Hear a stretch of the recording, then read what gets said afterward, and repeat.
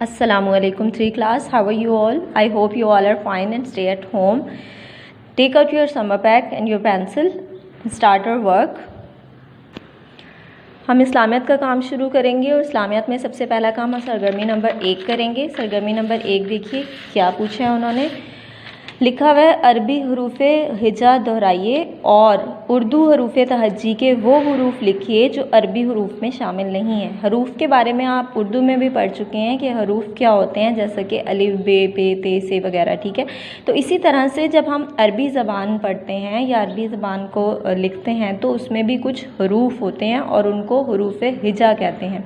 आप सिपारा पढ़ने तो जाते होंगे या कारी साहब आपको पढ़ाने आते होंगे, सिपारा पढ़ते हैं ना आप, तो उसमें भी हरूफ हम पढ़ते हैं जैसे कि अलिफ बा ता सा जीम हा हा। तो ये सारे हरूफ हिजा हैं। ये अब आपने अपना जो है वो सिपारा उठाना है, ठीक है, अपने हाथ में लेना है और उसमें से सारे अरबी हरूफ जो हैं वो पढ़ने हैं एक बार, ठीक है। और फिर आपने ये चेक करना है कि कौन से ऐसे हरूफ हैं जो हम उर्दू के अलिफ बे में तो पढ़ते हैं लेकिन वो अरबी में नहीं होते, ठीक है। और आपने फिर वही हरूफ यहाँ लिख देने हैं, जैसा कि अरबी में होता है अलिफ बा ता।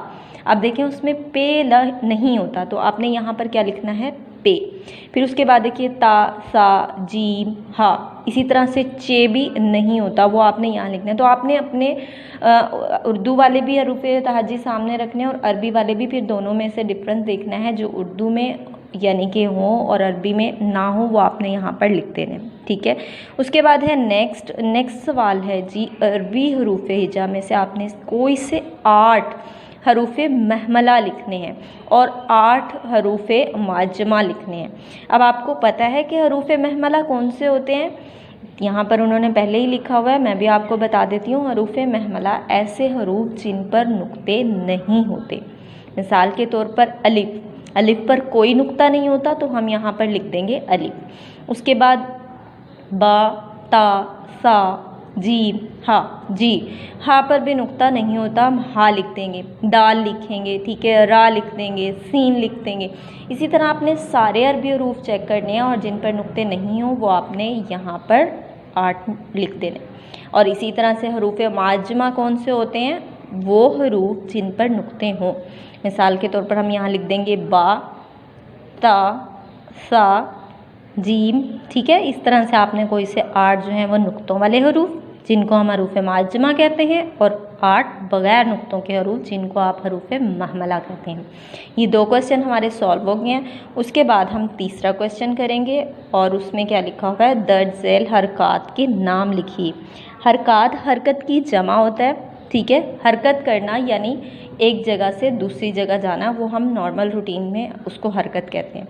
लेकिन जब हम ग्रामर की रूह से देखते हैं और तो ग्रामर में लफ्ज़ों को अदा करने के लिए, उनको सही तलफ़्फ़ुज़ से पढ़ने के लिए कुछ हरकत की ज़रूरत होती हैं, जैसे कि ये बनी हुई हैं, देखें ये यहाँ पर और एक निशान यहाँ पर है और एक यहाँ पर है। तो आपने अगर सिपारा पढ़ते हैं तो आपको ज़रूर पहचान होगी कि इनको क्या कहते हैं। इनको हम उर्दू में भी इस्तेमाल करते हैं ताकि हमें पता चल जाए हमने लफ्ज़ को किस तरह से अदा करना है, ठीक है।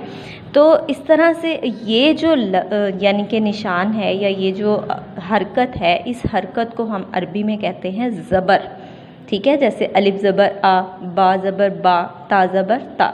इसी तरह से ये जो हरकत है इसको हम कहते हैं ज़ेर।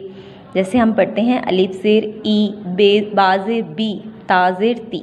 और इसी तरह से इस हरकत का नाम है पेश। अलिफ पेश ऊ, बा पेश बू, ता पेश। इसी तरह सारे हरूफ के साथ अगर आप हरकत लगाते जाएंगे तो उनके जो हैं वो लफ्ज़ों की अदायगी मुख्तलिफ होती जाएगी। देखिए अलिफ पर अगर आप ज़बर लगाएं, अलिफ ज़बर आ बनेगा। अलिफ पर ज़ेर लगाएं, अलिफ ज़ेर ई बनेगा, ठीक है। इसी तरह अलिफ पर अगर पेश लगाएं तो ऊ बनेगा, आ ई ऊ। इसी तरह से बा बी बू। तो इस तरह इन हरकत के ज़रिए आप लफ्ज़ों के जो है वो मतलब भी बदल सकते हैं और इसके अलावा जो है वो उनकी अदा करने का तरीका भी चेंज हो सकता है। तो इस तरह आपने ये अपना सरगर्मी नंबर 1 का काम मुकम्मल करना है और अपना बहुत सा ख्याल रखना है। अल्लाह हाफिज़ and take care, stay at home and be safe.